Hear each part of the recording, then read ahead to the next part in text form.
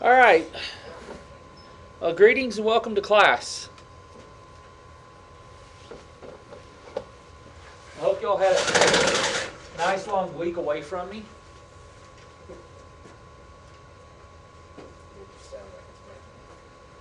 It is, Rick.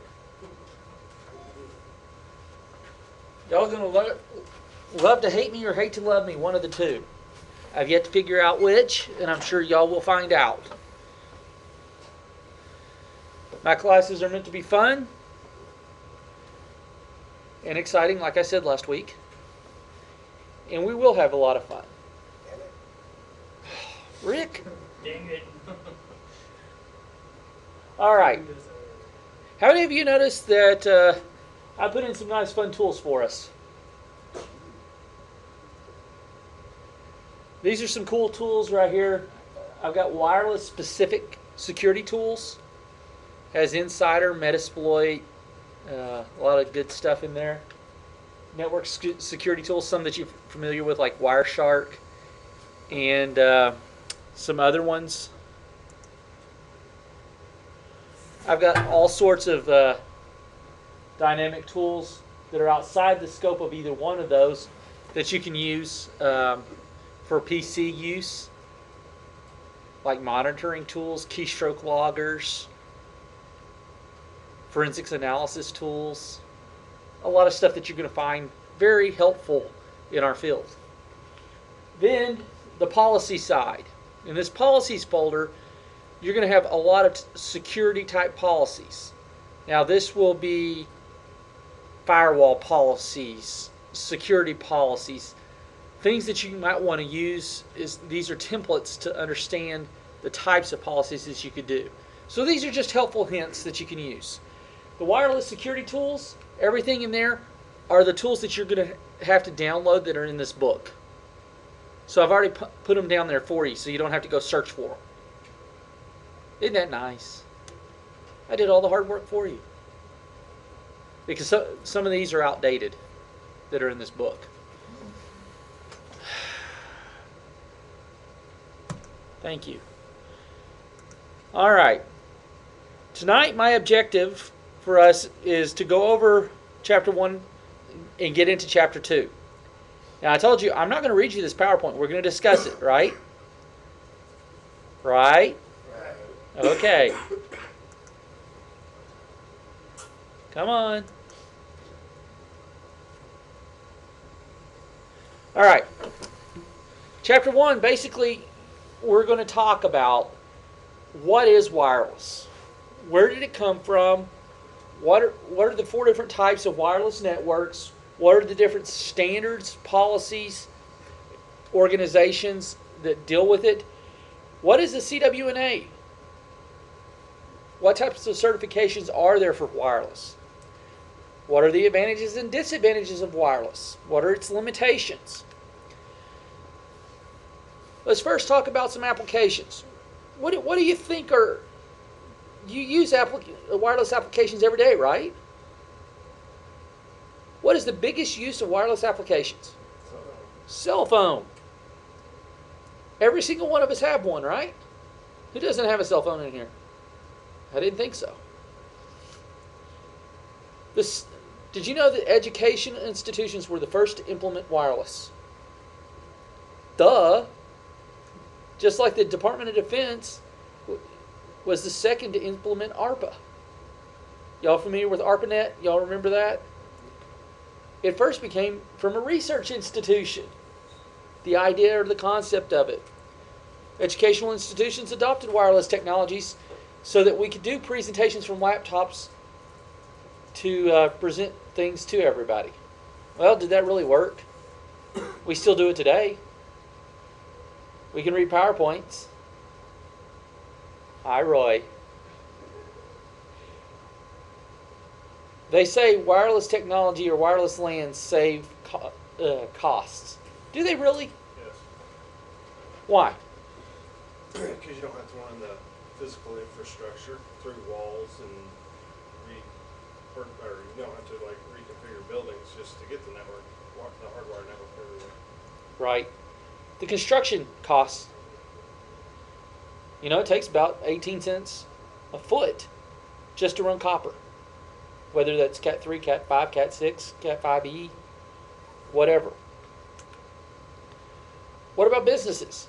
What are some aspects, Amanda, what are some aspects that you think a business would use for it? Putting like clouds, or putting things on clouds, like that stuff up, Cloud or computing, networking. right? Jordan, what do you think? I know, like at work where I work, we have a hotspot for employees to use their cell phones for the company app. Okay, so that they can use it during break time or whatever, or they can. Even if we're a customer, as long as it's the app, we can use it. Oh, okay, a hotspot app. Okay, Kevin, what do you think? Just being able to carry around like your laptop or tablet and use it anywhere in your business. All right. Of course, it's talking about conferences, right? What if you're in a big ballroom? Let's say you're going to DEF CON. Isn't that a fun one to try to take a wireless device into? You're going to be hacked within 30 seconds. Why? Because everyone's trying to hack each other. That's the whole point of it. It's fun. But what are some of the limitations? What are the risks of having wireless? Do people think about that? Do businesses think about that? Absolutely. You think businesses think about it? Jordan says no. You say yes. Rick says maybe. They better think about security. Adam and Rick have been with me on a trip to a business where they're using Soho routers in the middle of a warehouse that I was able to hack within 5 seconds sitting out in their parking lot, their internal organization.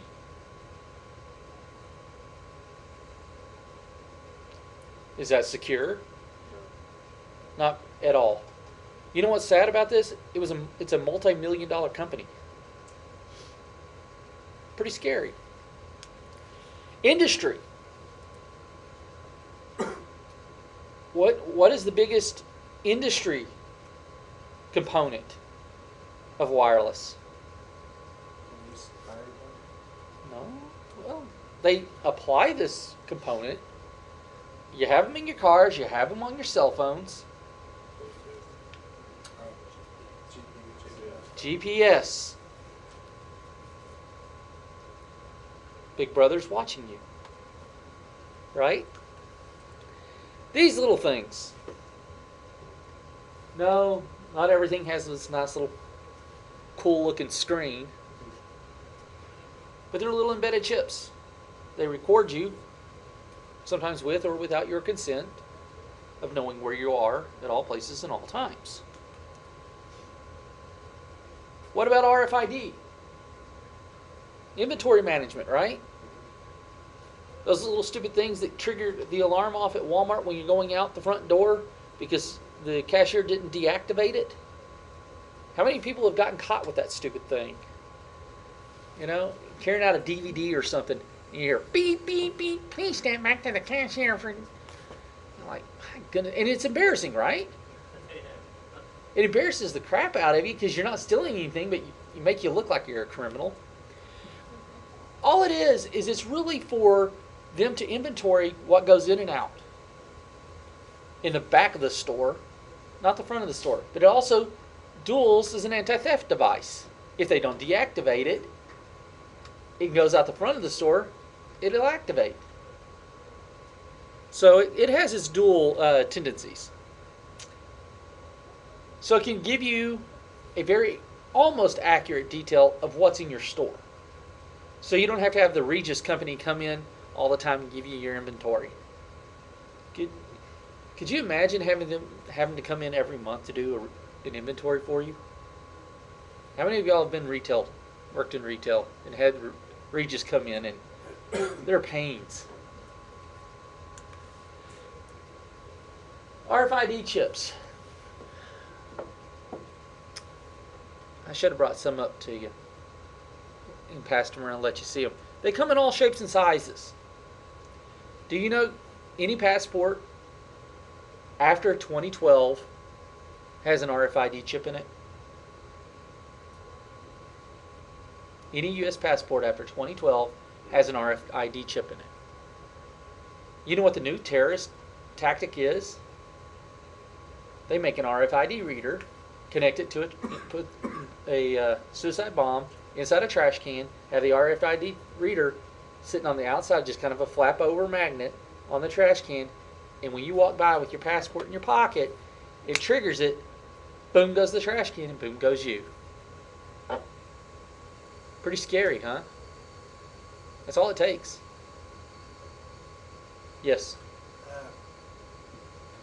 Are there such devices that work where, because I know that at one point there were people that were able to read your cards even with them in your pocket?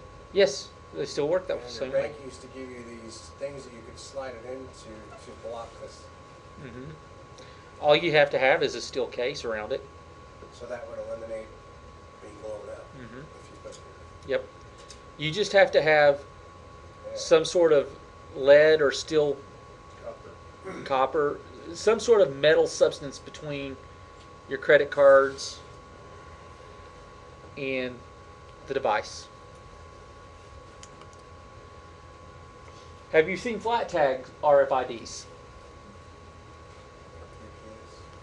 You seen the cops going around, the security or road state security going around and they just tag different locations around them? You see them going, they just tag a brick wall. You think they look kind of crazy, just tagging with the little metal thing. What they're doing is they're saying, I've marked that I've made my rounds. That's all they're doing. So it shows that they're actually doing their job. Travel.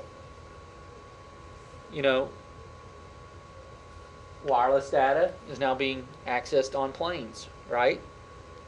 They were there for a while, went away because the usage wasn't there. Now it's back. And it's back in a big way. Now you're able to start using it before you take off until you land. Vehicle-to-vehicle communications. Those are pretty cool. That's going to allow you to know a couple miles in advance. How many of you have seen the GPSs that pop up the traffic updates? Traffic jam ahead, or traffic is at standstill, detour to here to get around this.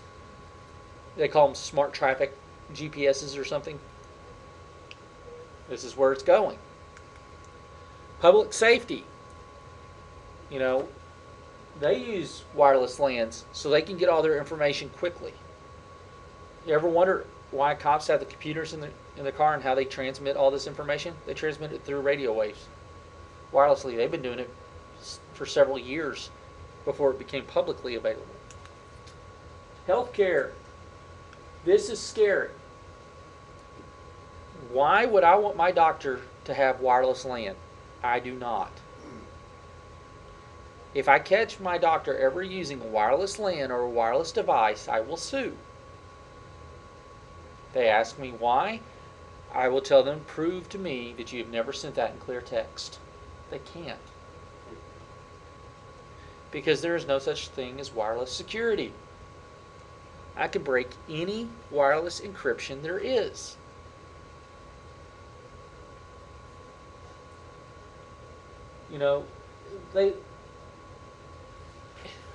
Wireless is not impenetrable. It just makes things a lot easier. You don't have the cable cords. This is probably the grossest thing that they've ever done. How many of y'all have seen these little boogers? Or have heard of them? The cool thing about it is, instead of having to have a hose stuck up you for a colonoscopy, they say, okay, swallow it. And it records it.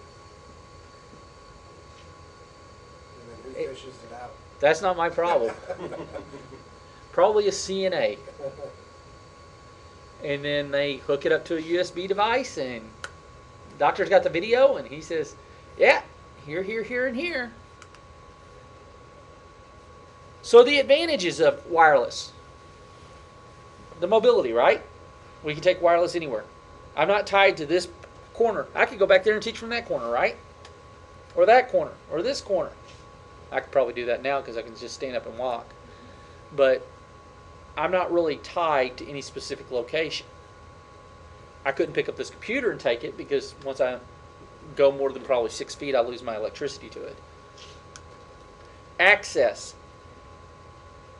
You can get access in multiple different locations.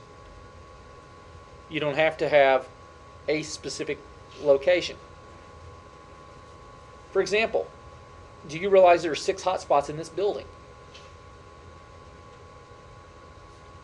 There are 3 in each hallway. 1 on either end and 1 in the center. On both floors. They cover access to each building. Hotspot locations. How many of y'all looked at hotspot locations?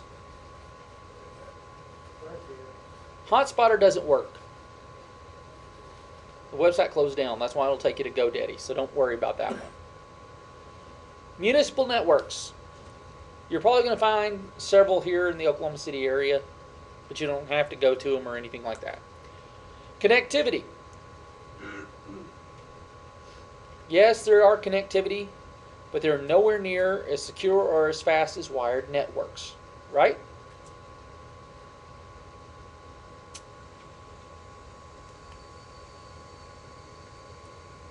As Adam said earlier, the deployment, it's a lot easier to put up. All I got to do is run one cable, plug it in, and I instantly have 254 connections that can be made through that one jack versus having 254 land drops.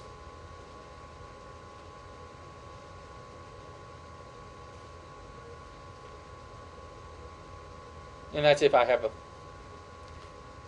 Class C subnet. If I do a Class B, 65,534 addresses. If I do a Class A, 16 million addresses. That'd be a lot of IPs, wouldn't it? So just remember, MACD, the MACD, right? Those are the advantages of wireless. Mobility, accessibility, connectivity, and then deployability, right? Mobility, accessibility, connectivity, deployability. Mobility, accessibility, connectivity, deployability. Yes. Need to say more. Disadvantages. The big disadvantage is what, Dallas? Security. How many times have I already talked about this? Security is the biggest concern for wireless networks. Why?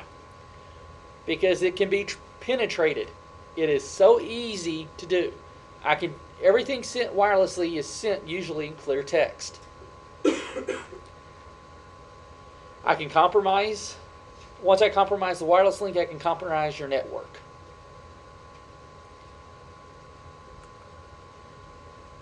It is susceptible to EMI, radio signal interference. You remember before, if you didn't have cable TV and you have running antennas, if you didn't have the antenna just right, you would get the static TV. Or if you ran a vacuum cleaner while you were on the antenna TV, it would get staticky. That's radio frequency interference.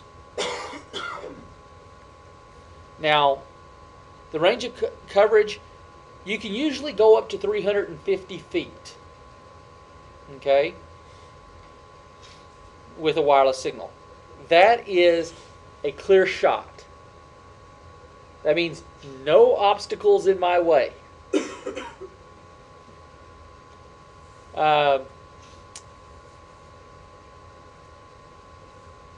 When it gets out to that far, you're going to have very, very shallow signal where you may or may not get signal.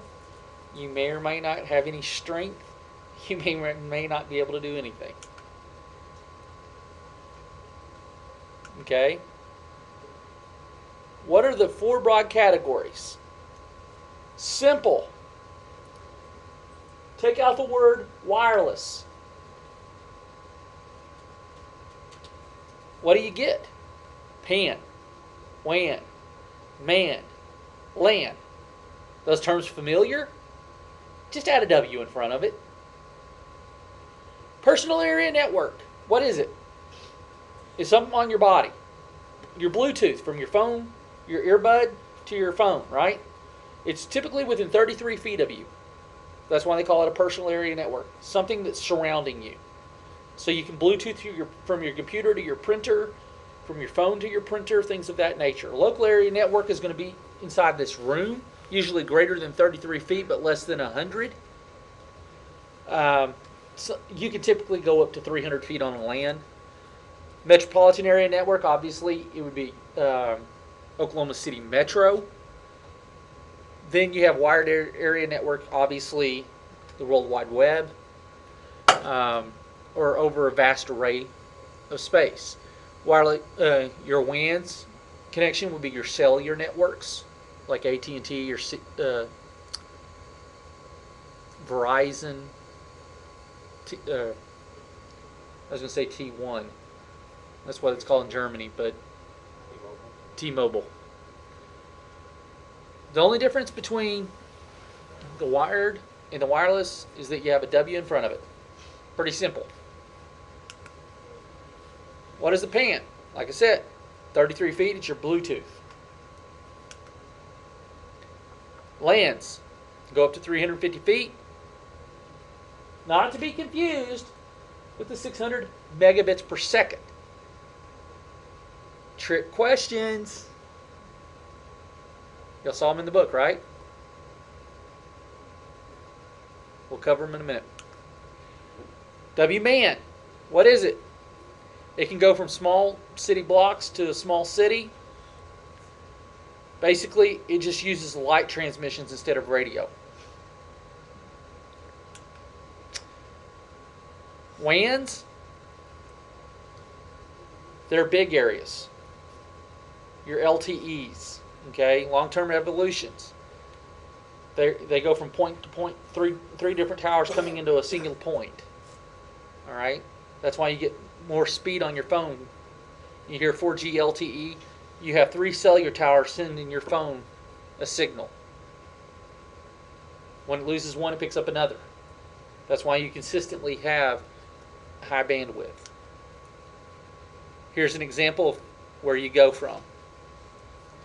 Again, 33 feet, 350 feet, kind of a city, and then really worldwide. Now notice, your biggest and fastest speed is going to be on the LAN, but when you get to the structure outside, you start losing your megabits per second because of the distance. The further distance you go, the less you get. But you say, Prof, why you only get 1 megabit for a personal area network? Why? Because Bluetooth doesn't go that fast. Do you really need 600 megabits per second to go from your phone to your printer? No. Dallas is like, yes. No. What is the low-powered light beams? Low-powered light beam, microwave. That's what threw me on question 14 when I went to the Yeah, example. it's like a microwave. It's a laser, infrared, that type of stuff. International standards organizations. You have the ITU, or the International Telecommunications Union. You have the U.S. Federal Communications Commission, or the FCC. The people that will come and fine you if you do things outside their regulatory powers. The ISO, or the International Standards Organization, or I always thought it was funny. There's the International Organization for Standardization, but they call themselves ISO. I always say it's the International Organization for Standardization. I always call them the International Standardization Organization. But either way. Institutional for Electric and Electronics Engineers, which is the IEEE. And then you have the Wi-Fi Alliance. Those are your regulatory agencies that deal with Wi-Fi. The ITUR, they're the ones that deal with the global radio spectrum. And they assign different radio frequencies worldwide to countries. Each country has a certain part of the spectrum. The FCC does the regulatory spectrum for the United States, and it's our compliance or our legal compliance and regulatory committee. ISO is not a government entity. All it does is perform and create standards. It's the International Community for Standards of all international technologies. Their goal is to really make things easier and smoother and cleaner. Say, okay, here's the processes that everyone should do. IEEE helps to develop standards like the 802.11 series, the 802.3 series, the 802.1 series, and the IEEE again. Now, here's what you need to know. We have the SG, or the SG, the TG, the working group, then a standard, then it goes to the general public. Okay? What we have is the SG creates a charter. It says, here's the problem that we need to address. It proposes an amendment to do it. If that small group agrees to it and sends it on to the working group, then a technical group is sanctioned. Now that technical group will either fulfill the charter and solve it, or it will disband it and say, we can't create the solution. It's one or the other. If it says it can find it, it'll go to the working group to say, let's do it. It's been approved, here's what we're going to do. Then it's going to be passed on to the 802 committee, who will then vote on it. Once they vote on it, if they amend it and say, yes, this is what it's going to be, it gets a number, and then it goes to the general public. So as you can tell, it takes about 1.5 years, almost 2 years, for this process to unfold from the time a problem comes to be. So in technology terms, what is 2 years? Long damn time. A lifetime. It's kind of like Congress. Yeah, a lot like Congress. So you have your drafts, your standards, your ratified amendments, your supplements, and then your recommended practices. So that's the order they go through. Your Wi-Fi Alliance basically used to be known as WECA. Basically, they encourage manufacturers to use the IEEE standards for wireless LAN. They're just a buffer committee.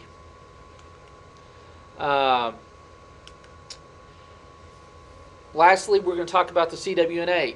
It's part of a series of certifications to be a certified wireless network professional or wireless security professional, which is the CWSP. A CWNA is the network administrator. It's the lowest level of the tree. What it does is basically, after this class, you could probably spend about 160 hours of prep time and go take your CWNA and pass it. Basically understanding spectrums, where things go, who they're coming from, and whatnot.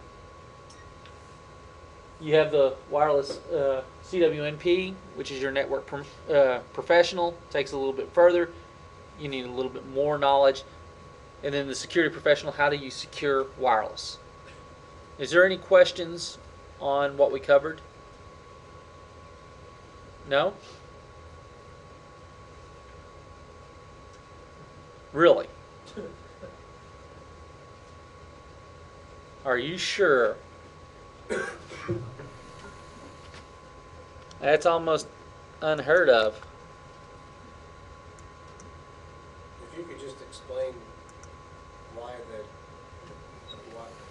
what wireless LAN technology is I'll get- LTE. Okay.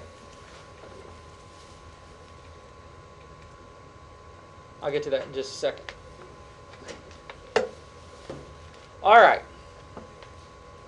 Review questions. Dallas, you look like you're. Yeah. I saw the smirk and then you turned away. Each of the following is an advantage of using wireless data technology in education except what? We're on page 28. D. Costs are increased by schools that use wireless technologies. Oh, did you forget your book? Did you forget? Oh, I've actually not even been able to buy my own book. D. Costs are increased by schools that use wireless technologies. Which of the following is an advantage of wireless technologies for a business? B. Wireless data access in conference rooms provides employees with immediate access to the data that they need while away from their desk. Each of the following is true about the global positioning system except C. A license must be obtained before using it. Number 4, in warehouse management system, radio frequency identification or RFID tags what? A. Emit a wireless data signal that contains an identification number. A blank is a specific geographic location that is served by wireless data system. D. Hotspot. Which of the following is not an advantage of a municipal network? C. ISPs no longer have to provide internet access. 7. The blank refers to the connection that begins at a fast ISP, goes through a local neighborhood, and ends up at the home or office. A. The last mile connection. Do y'all understand what the last mile connection is? Do y'all need... Did y'all read that and understand that? You sure? Okay. Blank are special high-speed circuits leased from the local carrier that can be used to connect remote sites of a business. A. Trunk-based release or leased lines. Each of the following is a limitation of wired networks that wireless networks overcome. D. Wired networks require that all equipment be IEEE certified. Which of the following is not a disadvantage of wired or wireless data networks? A. Mobility. In a wireless personal area network, the maximum distance between devices is generally A. 33 feet. Which of the following is true regarding Bluetooth? B. It was originally designed to replace wires with radio-based technology.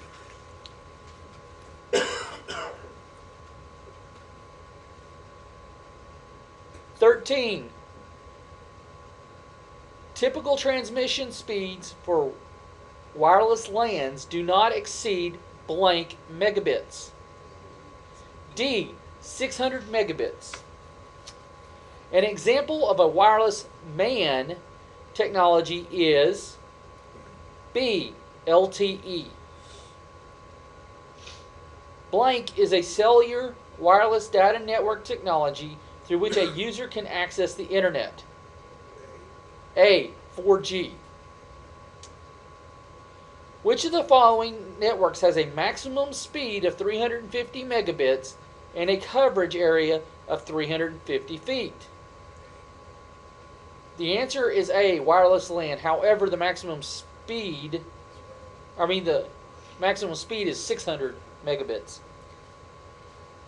The blank is responsible for the global management of the radio frequency spectrum. C. ITU-R. Blank is the regulatory agency for the wireless communications in the United States in its territorial possessions. A. The FCC. The blank is an international body that sets industrial and commercial standards and is composed of representatives from national standards organizations. A, the International Organization for Standardization, the ISO. The Wi-Fi Alliance blank. A, certifies the wireless products adhere to IEEE standards and ensure the product interoperability. There is a question on 14, which is an example of a wireless MAN technology. So if we go back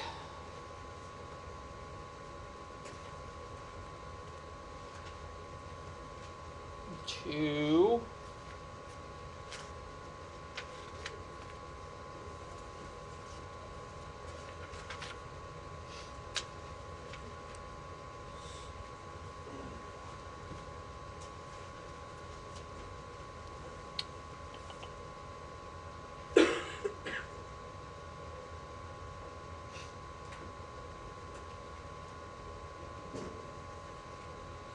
if you look on page 19, and it's referring to a wireless LAN will not fit in a MAN environment because it's much smaller. 2G would not fit because it's not in that area. And RFID is just basically in a PAN environment. The LTE technology is greater than the MAN and could fit inside that area. And that's why that answer is LTE. Does that explain it to you? I know it's not as clear because it's really in the WWAN area. I think they really misprinted the question. Should have been WWAN, not WMAN. Would have been a better question.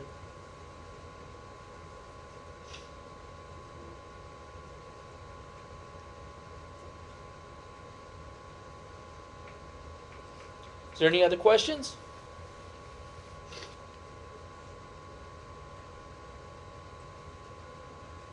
Ashley? You have any questions?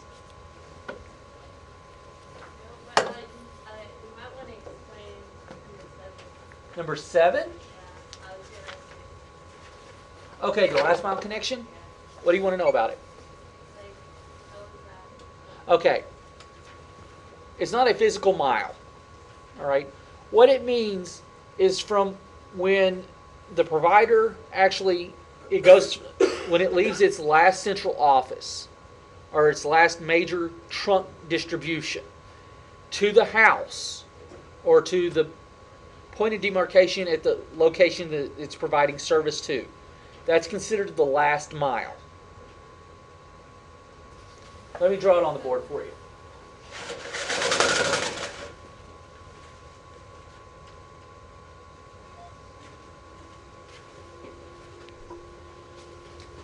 I have a building somewhere out here in Oklahoma City called a central office.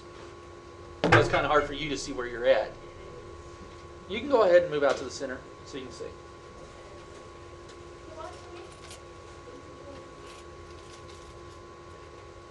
This is the downtown central office, okay? It has many different smaller central offices.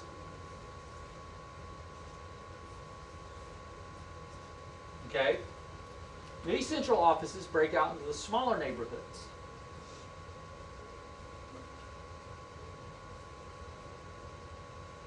These are called distributed central offices.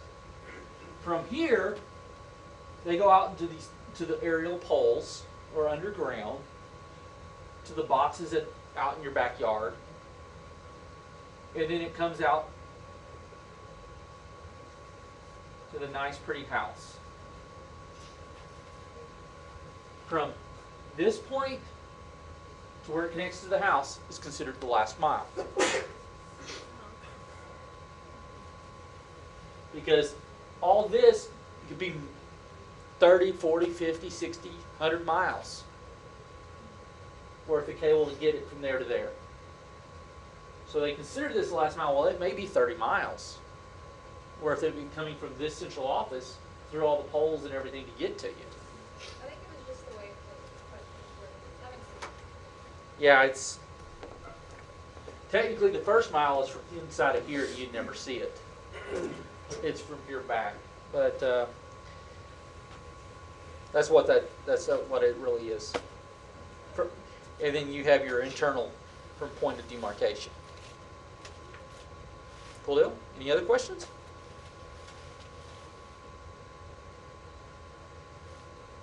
You were going to ask something? I had a question that, as far as our hands-on Sure. projects.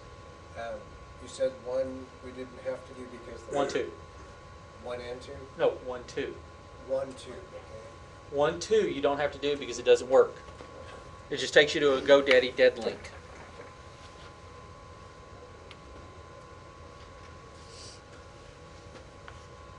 And then do you want just like snippets of? You can either give me snippet shots or you can give me a little summary of what you did. Either or. Because it's proving to me that you either did it or you told me how you did it. And I'll be able to tell either way. So.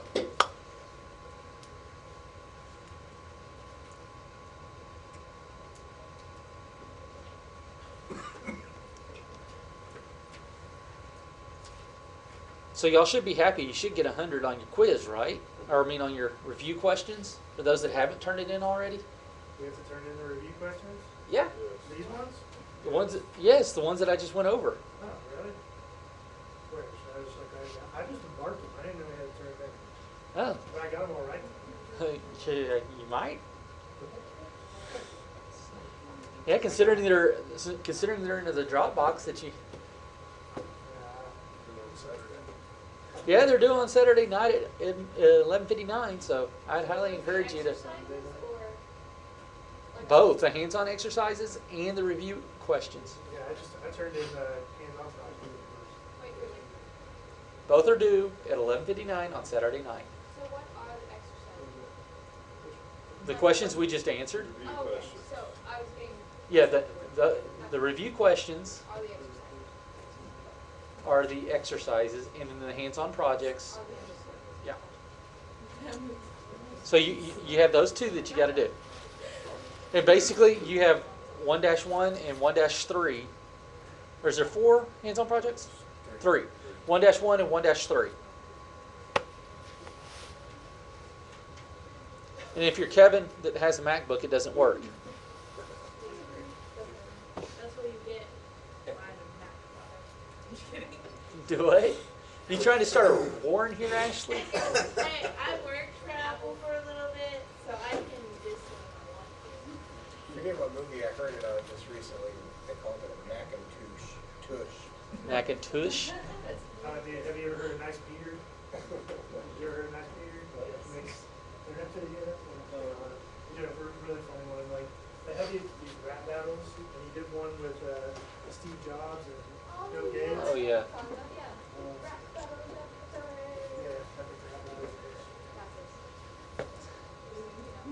So, are y'all liking this class now? Does it seem a little interesting?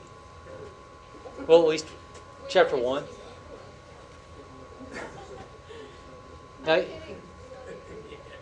oh, I'm glad you love me. You still planning on getting me drunk, right? After last week? But you're not allowed to spread that. Do what? You're not allowed to spread my ID picture. That'd be terrible. No, I wouldn't spread your ID picture. That'd be Don't against worry, I FERPA. will. Google it. Why would you do that? I don't know. Why would you want to? It looks just like her. I mean, She's freaking out over here. no. Yes, Amanda. When we take our actual hands-on when we go out and do stuff on those security tools, like you want us to bring our own computer to put those on so we can take it with us. Oh yeah, when we're gonna do outside of the classroom labs, or outside labs, I'm going to find a warm day to do that. Okay, good. We're not gonna go out in 20-degree weather because I'll stand out there for about 30 seconds. And I'm not gonna be that mean professor that comes sits in my nice warm office drinking hot cocoa or coffee while you're opening my blinds and let y'all be out there freezing and doing stuff. If we would do that kind of thing, we'd just do it here in the classroom. Um, if it does turn cold and I was planning on doing that activity, we would do it in here. Of course, it'd be kind of obvious to find it, and then you'd have to locate the. You would know where obviously it is, but you'd have to break it or something. Mr. Jerry puts the flash drive across the hall. Can I unplug it? Because I didn't know Just go ahead and unplug it and bring it to me. really on There's a.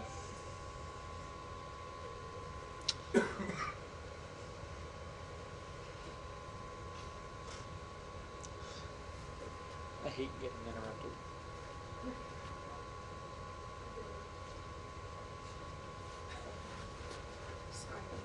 It's okay. Thank you.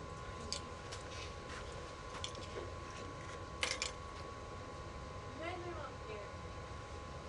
That actually hurt. She just electrocuted me with a flash drive that probably just fried the flash drive. That'll be interesting. Anyway,